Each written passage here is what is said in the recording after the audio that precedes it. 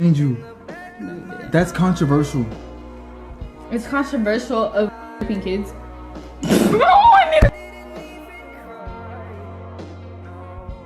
Really good. Okay, It's bye. been a good. 15-year-old Celeste Rivas Hernandez was found dead inside a car registered to Interscope Records rising star David. The headlines are focusing on the investigation, but I want to zoom out. This is about a label with a history of violence, tragedy, and controversy.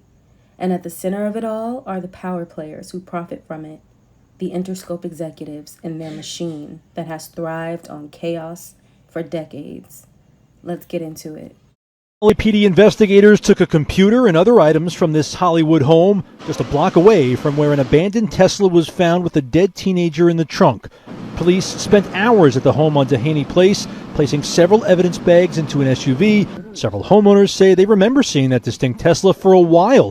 First parked in front of the house police searched today, then at two different spots on the street. It's a little weird to see a car that I haven't seen here for a long time. Had a big dent on it, had a Texas plate on it. That abandoned Tesla was towed earlier this month, and workers at a Hollywood tow yard noticed a foul odor and found decomposed human remains wrapped in a garbage bag inside the car.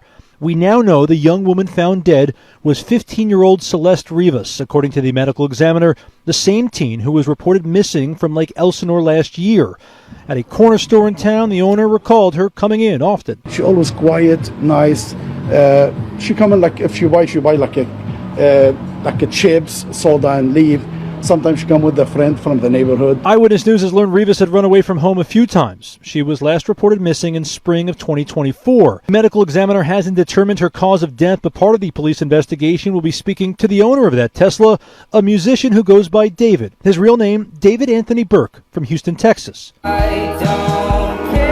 David, made popular via social media for the songs Romantic Homicide and Here With Me, began the American leg of his world tour on July 30th and has continued performing since the investigation began. The medical examiner also trying to determine how long Rivas had been dead, but based on the condition of the body, it might have been a while. Was Celeste another victim of this machine? A 15-year-old whose life ended in the orbit of a rising Interscope star? We don't know yet, but if it's a long, disturbing trend, let's deep dive. When we talk about Interscope Records and patterns of violence tied to their artists, you can't ignore one of the biggest names in music history, Tupac Shakur. Signed under death row, which was partnered with Interscope, Tupac's career and tragic murder in 1996 are often cited as one of the first major examples of what people now call industry sacrifice. But Tupac wasn't the only one. Years later, Interscope signed Chief Keef, another young artist surrounded by controversy and violence.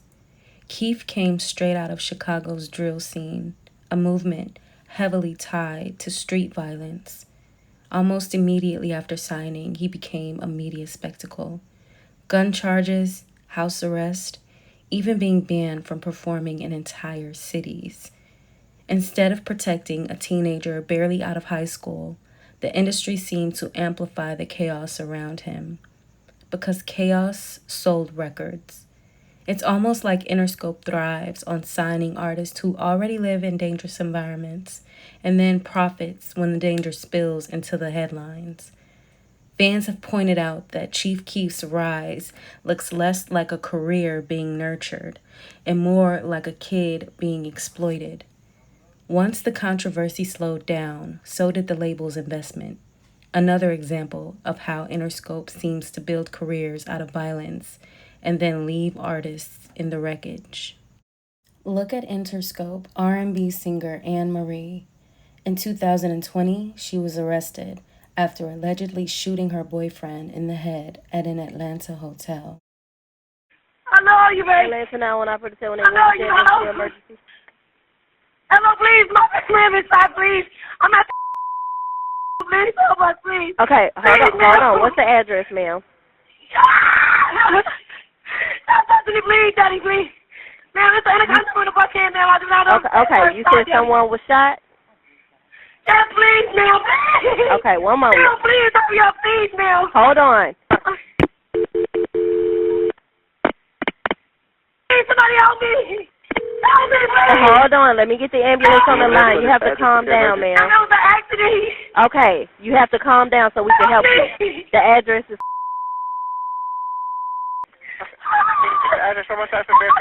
The room, Ma'am, you have to calm down so that we can help you. This shocked fans because Anne Marie wasn't painted as a violent artist. She sang about love and relationships, yet somehow her career too became linked to a near-deadly tragedy. And if you think it's coincidence, let's look at DaBaby. In 2018, he shot and killed a man in a Walmart in North Carolina. He claimed it was self-defense, and the charges were eventually dismissed. But here's what's wild. Just 1 year later, DaBaby signed a major deal with Interscope Records. Instead of his career being slowed down by the controversy, it exploded. His music was everywhere.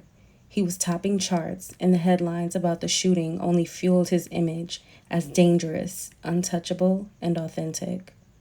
Once again, Interscope seemed to capitalize on a violent incident, turning it into marketable fuel for an artist's rise. Think about that. Other industries would distance themselves from someone tied to a shooting, but in the music business, and especially under Interscope, violence isn't a red flag. It's part of the business model. And then there's Jennifer Hudson. In 2008, just as her career was taking off, tragedy struck in the most unimaginable way. Her mother, her brother, and her 7-year-old nephew were all murdered in her hometown of Chicago. The case shocked the entire world.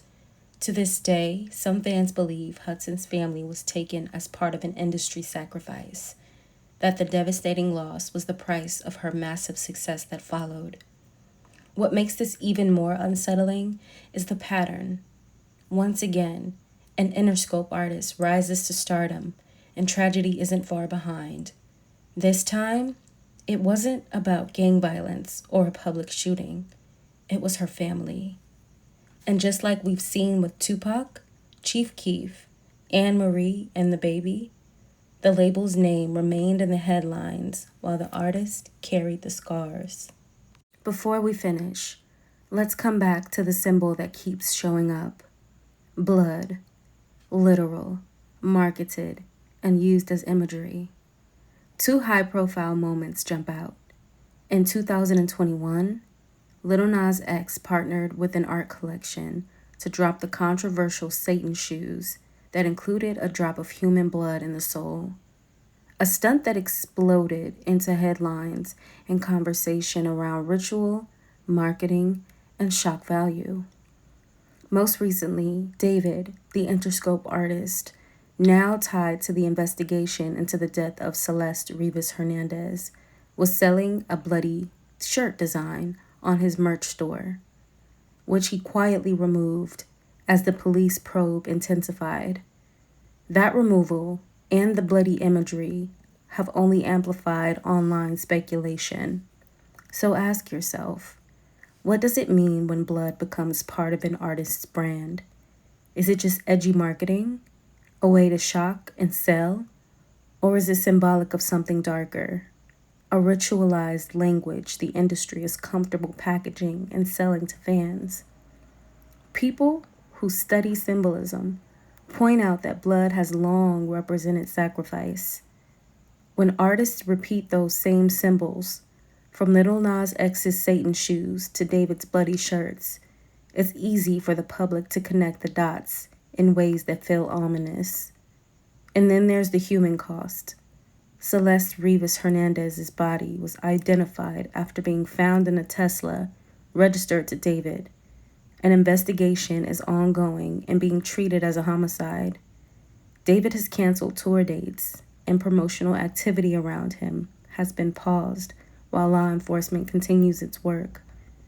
None of that proves a ritual or an intentional sacrifice, but it does raise the question, why does this imagery keep circling back to real-world tragedy?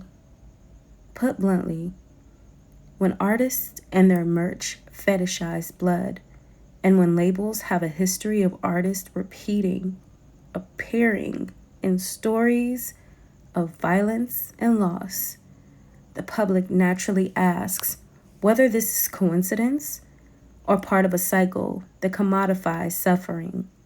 That's the hard question this video is asking tonight. I'm not accusing anyone of anything beyond what's been publicly reported. But symbols and patterns matter, and when they line up again and again, they deserve scrutiny. So industry sacrifice or coincidence? Tell me what you think in the comments. And if you want proof clips, headlines, and the sources I've used for this segment, I'll drop them in the description. Thanks for watching.